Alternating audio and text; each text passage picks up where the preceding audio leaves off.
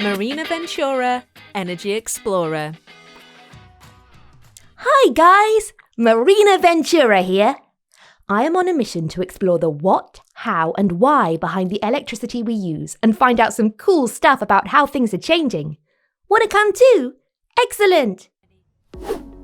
Have you ever thought about how electricity actually gets to our homes, schools and places of work? Well, there's some seriously cool technology that's used. Isn't that right, Map App? That's correct. Electricity is generated in power stations that burn carbon fuels or use nuclear fuels to create steam that drives turbines. Basically a rotating shaft with blades. Then, powerful electromagnets create the electricity. The energy has changed from chemical energy to kinetic and mechanical energy in the turbine to create electrical energy. And what about renewables, such as wind power? The movement of the sails is kinetic energy, so essentially it's fast-tracking the energy to the point where it's ready to be turned into electricity with electromagnetism. Once the electricity has been created, it needs to be moved to where it is needed, and this step is known as transmission.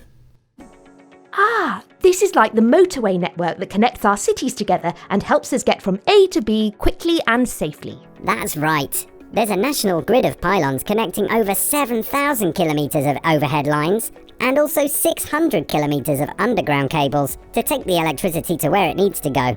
But the electricity isn't quite ready to set off. I'm guessing it's not because it needs to pop to the loo or grab a packed lunch for the journey. Well, really. No, the electricity just needs to be increased in voltage. Most electricity is generated at 22,000 volts. It's increased to as much as 400,000 volts to help it travel more efficiently over long distances. How's that done? Through things called transformers. You might have seen strange-looking electrical yards with lots of machinery around your town or on the edges of motorways. These are substations. They are junction points where transformers change the voltage and direction of the electricity. They increase the voltage to move electricity around the country and decrease it again when it's close to its destination, so that it's safe to be used. After all, 400,000 volts is over 1,500 times more power than we use in our homes. At the substations, electricity is reduced in power, with different customers taking supply at the right voltage for them.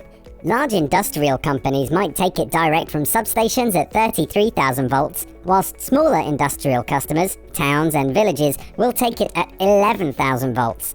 It's finally reduced all the way down to 240 volts for use in our homes, schools and shops.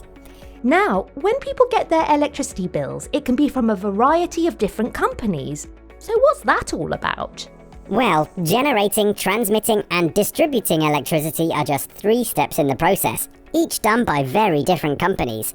Then there are a large number of supply companies who actually sell the electricity to homeowners, shops and offices, and raise the monthly bills.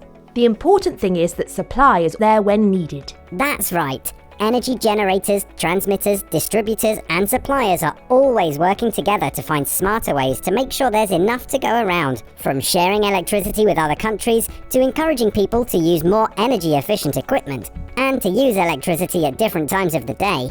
After all, you don't need to charge a car or wash your clothes during the day.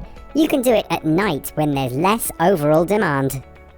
What happens when something goes wrong? A transmission network control center monitors the grid 24/7 to make sure electricity is moved around the network safely and gets to where it's needed. And if an alarm does ring, it can respond at any time of the day to resolve any issues and make sure supply is restored. And make sure that our gadgets and appliances work where and when we want them. Brilliant! Marina Ventura, Energy Explorer.